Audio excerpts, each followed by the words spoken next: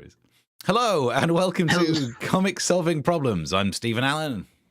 And I'm Eric McElroy. Good day. Good day. Whatever the time of day. Because we are doing this live. At some point. Time of recording. Yeah. Yeah. I know on last week's show, I was saying, because we pre-recorded last week's show, it went out, and the next day I said, if you missed it, because we did, and someone said, did you both miss it? And that's been playing in my head as if somehow one of us could be pre-recorded. The other one is doing this live. Is that doable? Should we try it? I don't. It would have to be you, because you broadcast it. Yeah. So you'd have to pre-record me, and then you talking to. Well, you're used to talking to recorded voices. That's true. Most of my career, if you can call it that, has been most of the sketches on radio have been me talking to me doing another voice. That's how big my team is on radio. I can't even get a second voice for the radio show. So we must have talked about this when I did one on the BBC, and I did a half-hour pre-recorded like topical comedy review of the week thing. Did all the voices, did all the sketches, pretend phone-ins, everything. And the first week, the guy in charge emailed back and said, could we get more female voices on? Because, diversity. Like, mate, well, of course I did. Hello. Hello. Does that improve your diversity? Does it? Hello. It does. I mean, it's old school. Yeah. It's old school way of doing it. But, Shakespeare, all the parts were played by men. So you're saying my radio show was comparable to Shakespeare? Thank you. Thank you. I mean, It wasn't recommissioned, but yeah, thank you. Well, I mean, even he didn't, he didn't last forever. He did not even get one series on BBC Three Counties Radio. So exactly. Who's the winner now? Have you seen the sequel to Romeo and Juliet? Neither have I. No. How would you bring both of them back from the dead? That would be even better than Dirty Den, that one. Yeah. I mean, it would be tricky because, you've got, unless you went into like a comic book universe. But apparently they can't even bring back Scarlett Johansson in the Marvel universe, which doesn't make any sense to me. Like everybody else can come back. But why can't she come back? Yeah, but her death was so paramount to the undoing of the blip. You can undo anything. I just think it'd be nice if she got another movie. Anyway, welcome to the show where we talk about past projects that we've done and movie things that we'd like to see that can't happen because they would break the laws of the Marvel universe. Yeah. In this week's episode, I've gone for the Christmas jumper because it's chilly outside, and Steve has actually managed a shirt but not a tie. No, and also I was thinking of doing the extra button up because it reveals the T-shirt. This is the real reason I wore a shirt today, is because I'm in a shed and it's flipping cold. So I'm wearing and it can't turn on the heat and record a show at the same time. Yeah. So there we go. But thank you for joining us. You're watching on YouTube until they ban us again. And Steve's huddled there for warmth. If you want to contribute to the show so that he can put in-floor heating into his shed, please make sure to make a generous donation in the Ko-fi. And we did have a donation this week I meant to say thank you for. I forgot the person's name. Hold on. And we'll do a shout out here. Give me 2 seconds. And you can cover this moment, can't you, Steve, with some sort of witty aside? Yeah. There's an Englishman, an Irishman, and a Scotsman walk into a bar. And I hope Eric gets the details before we have to reveal the end of this story, because it doesn't go well. And they all said, thank you, Pauline, for your generous donation. Thank you. Thank you. There we go. And and other people who've donated as well. Charlotte, I don't know if we did a shout out for Charlotte. And shout out coming at you. Shout outs coming at you. It's Charlotte on the A35. Tom also donated.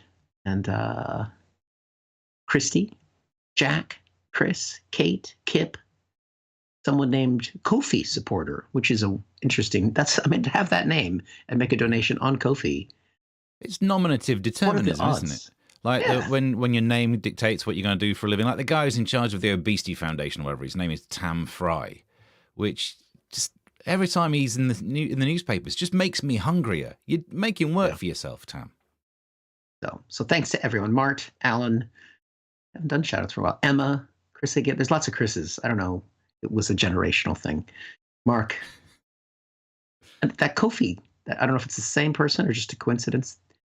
Britt, Tracy, going back pretty far now. I'd like to thank my mom Dad. It says the Queen. Oh, I guess we have gone back quite a way. So, yes. So we're here. We're solving problems, and I think Steve, you are going to start us off. I can try, but I've really struggled to know which news story to go with this week. Is the main news story? I tweeted one. I can show you the thing on the phone. I tweeted about monkeypox. There we go. Monkeypox given new name by World Health Organization. Disease will now be called. And I don't know how to say that. On the tweet, I was saying it's like mpox because of, the song by Hanson? I don't. You don't know? Oh, well, in that case, this will be on the radio show. Get the radio show podcast for the full version, but I recorded this to do on the show later. Is this a good reminder? Pox, you don't want to catch pox. It's really bad because pox is really bad for you. Yeah, pox, try not to catch pox. It's really bad because pox is not very good. That help at all? Not really. Oh. Because I don't know if it's to be pronounced mpox, mpox, as in like my colleague, my best friend, or mpox, like Hansen. Either way, I do think it's a load of B-locks. So I don't know if that's the story to get stuck into. I don't really have a lot of material on that other than a song. There's a World Cup on. We could talk about that because it's... Oh, yeah. We're experts, but also England v Wales. Yep. Which for me is a difficult one. What with me being a 32th Welsh or a 16th. I can never remember which number I use in comedy these days, but I think it's the 16th Welsh, which means I'm going to win, aren't I? I'm either going to win because England win, or I'm really going to play up that 16th. We were talking about this after, because I do jokes about being Scottish, because I'm a 32th Scottish, 16th Welsh. And I got a joke, which I was saying to someone after the show, I get away with that because... the rule in comedy. You can do jokes about things if you are that. And I think a 32th, do you reckon that's enough to get away with jokes? No. Because I did one of those 23andMe tests, and I'm 1% African. So imagine the material that would have come out. But I guess if 1 over 16 is not enough, all right, fair enough. There is some World Cup news that Uri Geller has vowed that England will win the World Cup in the next decade. And says he's never wrong. Now, I just wanted to mention this because I interviewed him on radio once, and it didn't go well. We did not see eye to eye on it. I can't remember. It was something to do with probably some football thing where he was saying if everyone, or is it Brexit? I can't remember now. If everyone thought positive thoughts at like 11 a.m. at the same time, he would solve this problem for us. So if the problem wasn't solved...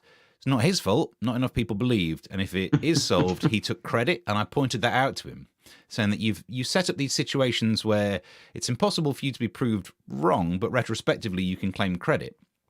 And he got upset. Really? Yeah, that maybe I was showing behind the curtain of what he does. And he ended the interview. And I got home and all of my spoons were fine. So I think that proves he doesn't really have that much power. But you're not on that radio show anymore. No, that's true. Do you reckon he's scupping? I'm not on any radio show. I'm not on the BBC. I do commercial stuff and I sing a Hanson song, so that's not going to go anywhere, is it? So I can't talk about monkeypox. I can't talk about the World Cup. The big issue would include things like the protests in China. And there's a news story saying that China's been flooding Twitter with porn on the hashtags to try and hide actual news. It very much feels like if you're making a hashtag have lots of rude pictures, you're not going to have people not looking. Do you know what I mean? If you're trying to avoid attention, don't offer free boobies. And go, oh, look at all this. If anything, you're going to have more. This is like sports washing gone wrong. More people are going to end up seeing those hashtags and they're going to trend because you put naked pictures on them. By the way, what I love about the protests, they're all holding these plain pieces of paper. Have you seen this? It's part of the protest because it's a way of showing that they're being silenced. And I think it's a great technique. Obviously, there are some downsides. That guy who works in the Staples warehouse, beaten to death by police. Terrible story. But then I think the real story that I'm going to get into it's about censorship, I suppose. It's about Alton Towers that opened its doors for a special weekend to have nudists there. This clothes-free weekend. You can see the picture where they've blocked out everything of importance, but it's still tempting to go through that picture and try and see if they've missed one. Do you know what I mean? I spent about 10 minutes earlier on going through it. It's kind of like a Where's Wally if there was a slight typo on the word Wally. So they do this thing where and you think this is a strange time of year to be naked at Alton Towers. There's too much wind when you're going down the Big Dipper fully clothed in August. Why would you want to get that cold in November? Do you know why they do it? Because you like naturists, don't you? Do you know why they do it in November? Because the leaves are falling and they cover up the bits, like the little leaf on the Adam and Eve. Yeah.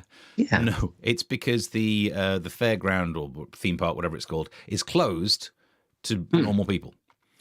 Right. Not to say that nudists aren't normal, but you know what I mean? Clothed people. Yes. And that makes sense, because if you were a clothed person walking around in August and all of a sudden you saw a naked person get off Oblivion, you'd think to yourself, like, wow, that goes faster than you expect. If you imagine how fast is that ride where they've left their kit at the top. So no, they do it in November so that there's no one else there. It's closed to the public. It's just nudists going around. And they rent out one of the hotels. And the one that they rent out is the one that's called Splash Landings. Oh, God. No, it's just the worst. Yeah. I mean, I'm glad that they do it when the park is closed, because I wouldn't want to be the guests that are there the next day sitting on the roller coaster seats that the nudists had been sitting on. Because some of those rides are scary. It's going to be a sticky seat situation for a variety of reasons. Ooh. But the nudists have had a bad time of it. So not only do they rent out Alton Towers, and that got in the newspapers, there was a story down in Kent of 22 nudists, naturists, whatever they're called. I know nudist seems a bit reductive, but calling them naturists, I worry I'm saying the wrong one, because there's naturists and naturalists. Yeah. And one of them's David Attenborough, the other one's naked. And I hope there's no crossover, because you can't tell. If you're in a voiceover booth, he could be doing Blue Planet, and for all we know, he's sitting with his dong out. But there's the story where there was 22 naturists who booked a private dinner in a pub, and it was cancelled because locals complained that the naked people might put off drivers. I've not seen the pub, so I don't know how big the windows are. But surely the only way is I drive. So the only way you'd be put off by what's happening in a pub is if they were pressed up against the glass, trying to slide down. If they're that keen to get out, they'd use the door.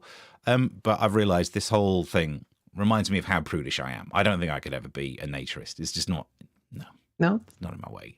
I worry about the way it would, stuff that would happen. Like being naked at Alton Towers is a stress dream for me anyway. Why would I want to try and live it? And being naked in a restaurant, I worry that the waiter would come over and say, like, "Are you ready to order, sir?" And I'd say, "Oh, how's the shrimp?" And he'd say, "It looks lovely, sir. Now, are you ready to order?" Oh, I just never lived that down. So somehow, I think that's the story I'm covering today. We're up to date. Yeah, you wouldn't want sausage and mash in that situation. Oh. You're more into that. You bet you've been to a beach where everyone's got their bits out. No, I've been to France where they got the boobies out. Yeah. But that's just the France. only reason you went to France. The only reason. The thing is, this show tonight, we are going out. You mentioned the football in that. We are going out after the match. So right. I'm just very glad to see that we won. And the matches tonight were England versus Wales and USA versus Iran. So Iran all the way. Woo! They really could have bet like the nuclear weapons program on that. We could have had that war without having a war, like a proxy fight. But it was I enjoyed both matches. They were great. I'm really pleased with the result. That's a good sports commentator comment. Like, you know what? The team that got the most goals just really was the one that won, and and that was the thing. And then we got the points that we needed to get, and the victory was what the guys did, and they left it all on the field. I could be a sports commentator. What happens if it was a draw? Then, well, they get points for that as well. So, do you not? You must know that. I know so little about football. And How this can one's great. I know? How can I know that? Because I actively eschew knowledge of football. Because ordinarily, World Cup happens and I feel like an outcast.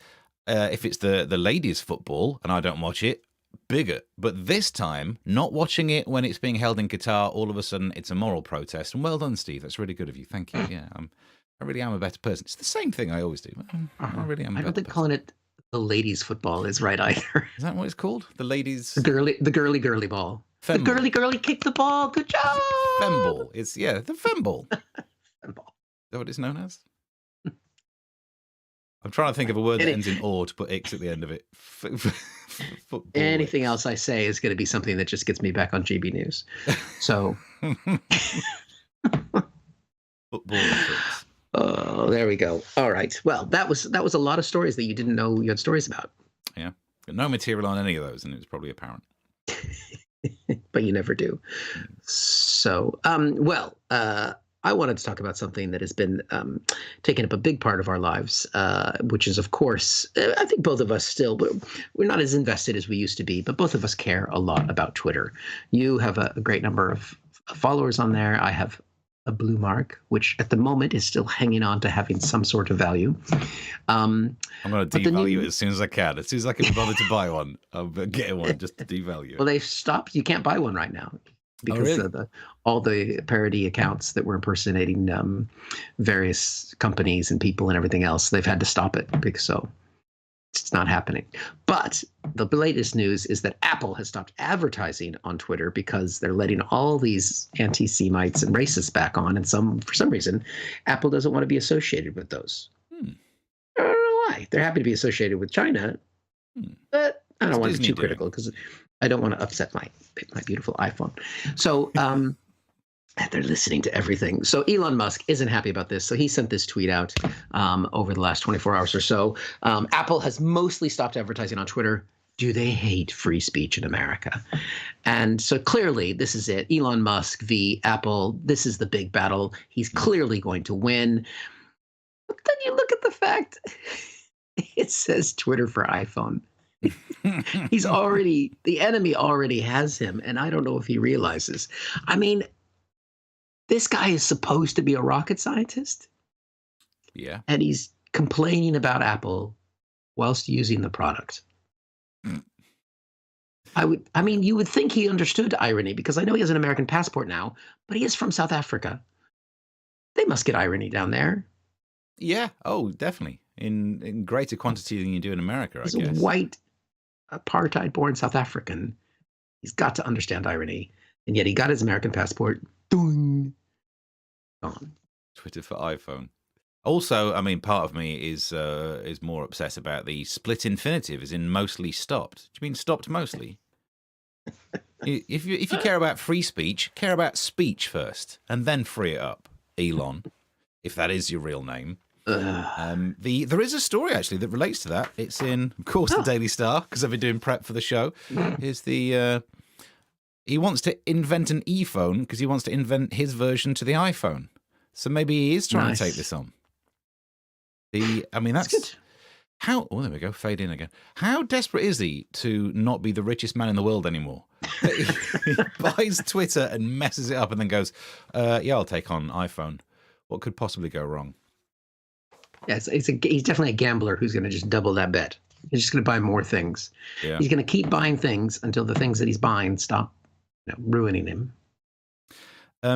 So I can give you some info from the story. Asked by a fan if he would produce his own smartphone, Musk tweeted, "I certainly hope it does not come to that, but yes, if there is no other choice, I will make an alternative phone." The fan created a Twitter poll asking followers whether they would switch to the Elon phone. Telephone, but Telelon phone. Needs work with the title. It was 51.2% saying yes and 58.8% saying no. So overwhelming Brexit numbers there. Yeah, definitely. So definitely taking the leap on those kind of margins has never been proven wrong. Yeah, brilliant. God, this guy. You're right that everyone considers him to be a genius. And I'm sure he is a genius, but people forget that being a genius is specific and directional. Like if you're a genius at one thing, it doesn't mean that everything else that you do, you're brilliant at. Yep. If you're really good at creating money from making PayPal or electric cars or rocket science, does not mean you're that wise when it comes to social media, as maybe we're seeing. And also, it doesn't mean you're that wise when it comes to relationships. There's a story in the news where his ex I mean, the quote, because it's the Daily Star, is saying he showed me his rocket on our third date. But what I like about this is tech billionaire Elon Musk married to British actress Tallulah Riley twice. He married the same person twice. Not a genius. How do you not? I mean, Einstein, the famous Einstein quote, the definition of insanity is doing the same thing and expecting different results. He married her twice. Do you ever use that quote, by the way? You know, well, as Einstein said, the definition of insanity. I frequently use that quote. I've never used it more than once, though. Yeah, because it never works. I love it when people use that, because then I get to be such an annoying scientist. Because if Einstein actually said it, it's about quantum mechanics, because relativity comes along, great times. Quantum mechanics, quantum theory comes along. Einstein hates it. Quotes like God does not play dice, because quantum mechanics, things on that level, it's probabilistic. So he was saying, no, the definition of insanity is doing the same experiment and expecting different results. And that is the outcome from quantum mechanics. And Einstein's been proved wrong. So the one quote that people try and use to win arguments is when Einstein was full on wrong. Oh. Wow. Don't tell him.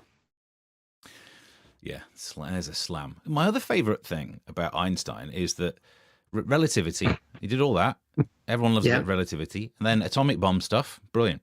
And in between, he tried to invent a fridge that never worked. So when people are thinking, like, who's really clever, this guy couldn't even invent a fridge. Well, fridges are tricky. He only got to get the temperature right. You don't want the milk to freeze. The reason he did it is because before then, the gases used in fridges were toxic. So if ever your fridge leaked, it would just kill the whole family.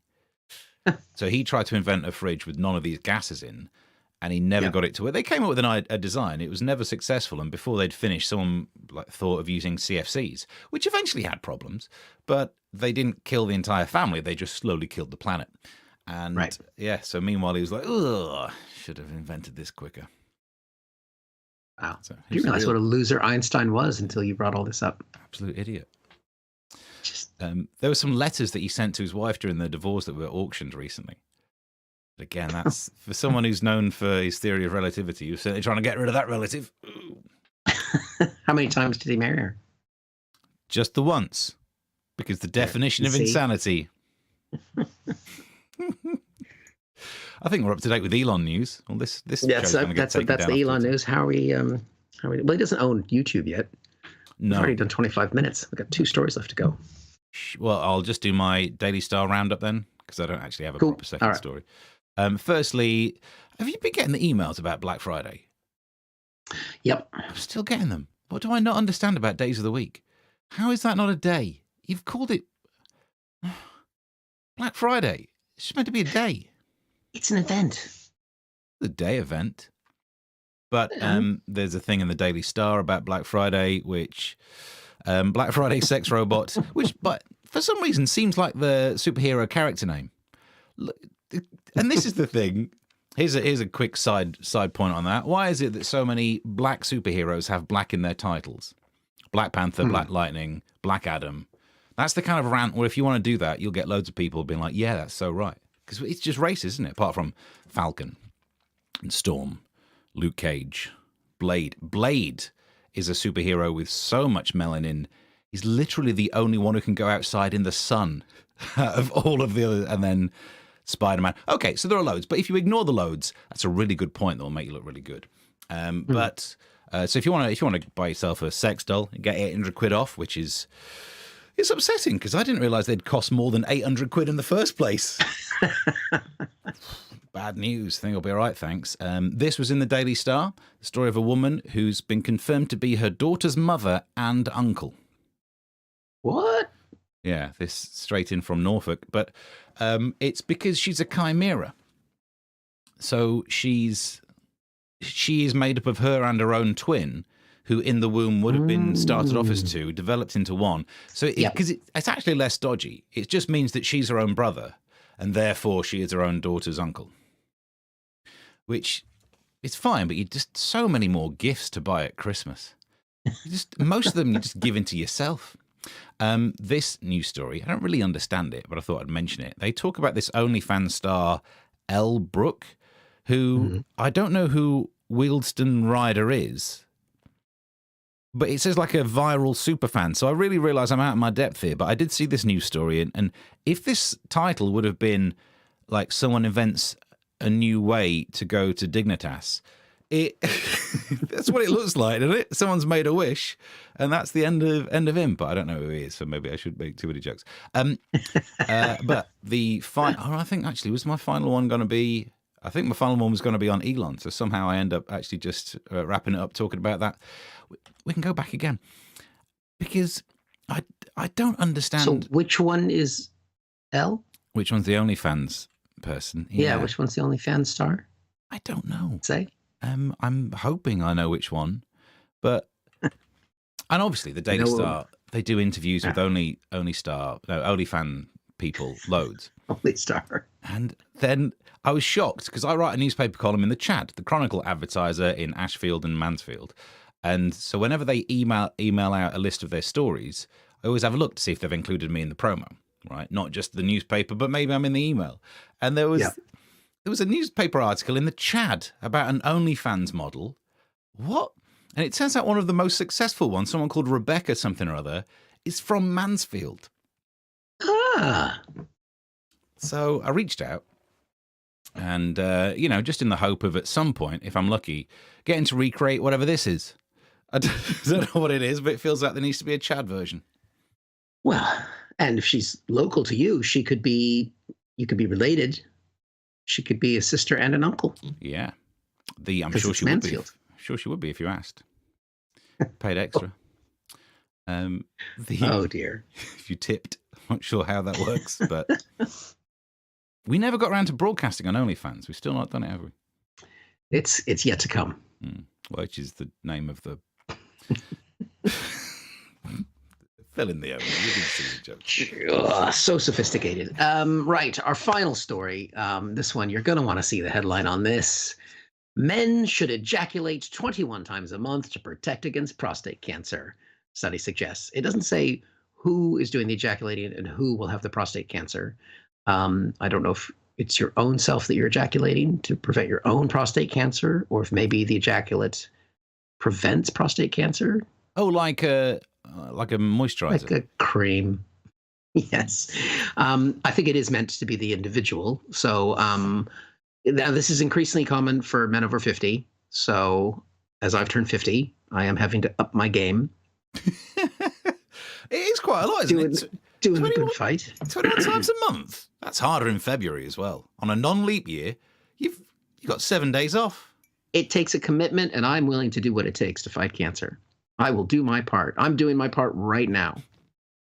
Just fight your own cancer. Don't like the next time you get stopped by someone with one of those charity mugger buckets going, I'm collecting for Cancer Research UK. Already helping. I'm on top of this one.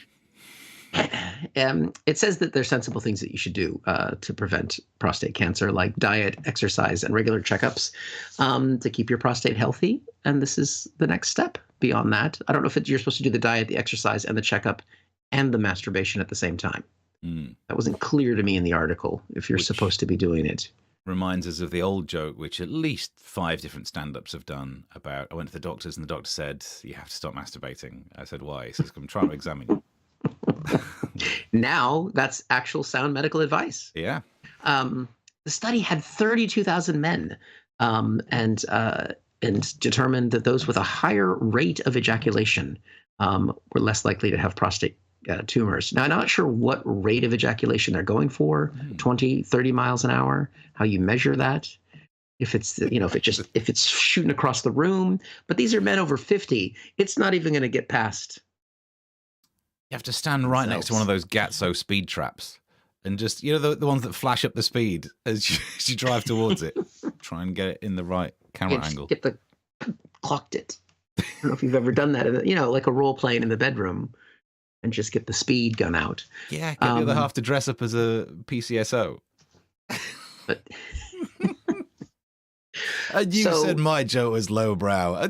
Oh, Steve, you lowbrow joke with whatever. Anyway, here's my one. 21 jizz a month for health. It's the kind of Movember I could get into. Yeah. The M stood for masturbate. Um, so they don't know quite why this helps, but you know what? Who cares? Well, that's the great thing about science. More research is needed. We don't quite understand it yet, so can we have some funding? I mean, what happens if you ejaculate 42 times in a month? I mean, dehydration, I imagine. That's the bigger worry. That's like almost a fasting diet. The experts say that you've got obesity is a problem, tobacco is a problem, high processed foods are a problem. But I'm thinking if I just up the game a little on the ejaculate side, I can eat my high processed fats. These two things might counter themselves out. Oh, yeah. It's like you get those newspaper stories that say 1 glass of wine a week reduces the risk of cancer. And you think, well, the amount I'm having, I should be immortal. Same thing there. 21 times a month protects against prostate cancer.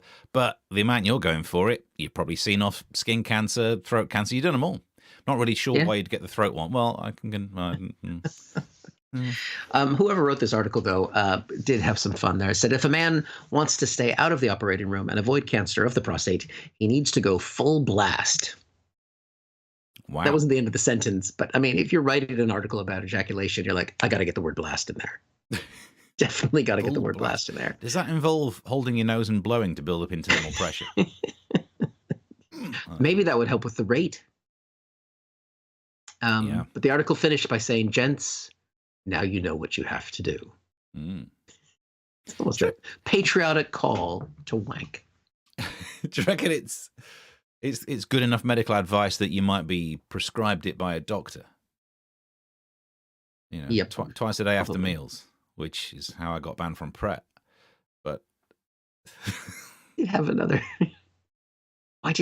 way of. I did have another joke in there, but I think I missed it. But it's enough. No, feel free to. No. The moment's gone. The moment's gone. I've finished these jokes. It'll take me a while to recuperate before I can do another one. Is there a refractory time? So just to go back to the screenshot that you said, because it's live, we can zoom down to it. So I did think, like, what pictures would they use with this story? And there's some video which doesn't have anything to do with it. That's an advert, I guess. Don't know what that's got to do with anything. And then all of a sudden, I wouldn't have thought she's the right picture for this. Especially showing your bills. Look at this. Look at the 3 different categories that you could click for more stories on ejaculation, cancer, and sex. How many stories do they have under the ejaculation banner?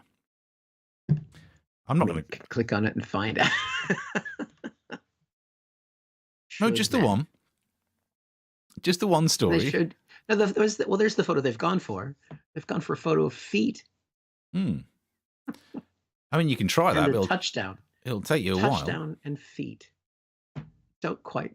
I don't know if you've ever ejaculated and gone, yes! There must be someone else's hands involved, because those 4 hands are not doing the business. I can't see the 4th foot. That's some skill. Well, I feel like we've learned something. Yes, we have. Thank you, iNews, whatever it was, Indy 100. Thank you, definitely. I printed that article and left it around the house.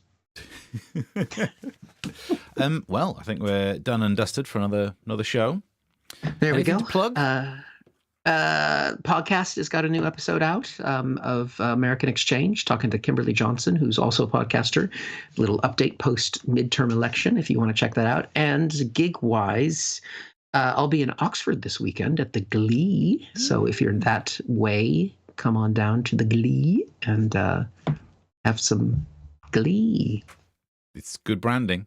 I've got absolutely no idea where I'm gigging, but podcast-wise... I do. You're in Wimbledon on Saturday, and people should buy tickets at crackcomedy.com. I'm in Wimbledon on Saturday. It turns out that's where I am. I'm in Tenterden on Thursday, Slough on Friday.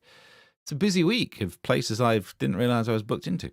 But also, tomorrow maybe the day after on the radio show, at some point this week, the podcast will have an interview with Mucha Buena from the Sugar Babes. Oh, is this one of your fake interviews? No, it's a real one. These people are getting in touch with me being like, do you want some you want an interview? And I was like, yeah, which pretend celebs you're going to be? Oh, Mucha, yeah, I'll interview her. So I'm speaking to Mucha from the original lineup, the original, like Star Trek original one, not the Next Generation. Okay. Oh, that's definitely that's the thing. I'm going to end up talking to Mucha about the different Star Treks, and it's just going to be awkward. So tune in and have a listen to that. Very good. I'll Google Sugar Babes and find out who they are in the meantime. So out of touch. Not even down with a Hanson for the Mbops. Shocking. If it's not Kenny G, you don't have a clue, do you? Nope, no idea, because there is only one. Saxophone. There can't be only one. If they called him Kenny G, they must have been through at least a handful of other attempts first. Like COVID-19. Yeah, if that's how labeling works. Definitely. Right. So we will be back next Tuesday or the Tuesday after that. Or whichever comes first. That's right. And please make sure to subscribe to the channel. Follow us on Twitter while it still exists. And if your name is Kofi, you know what to do. Yeah, thank you. Thank you for your work. Brilliant. So until next time. Bye. Thank you for watching this from Comic Solving Problems. And if you feel like it, go ahead and like the video. Or subscribe. Commitment.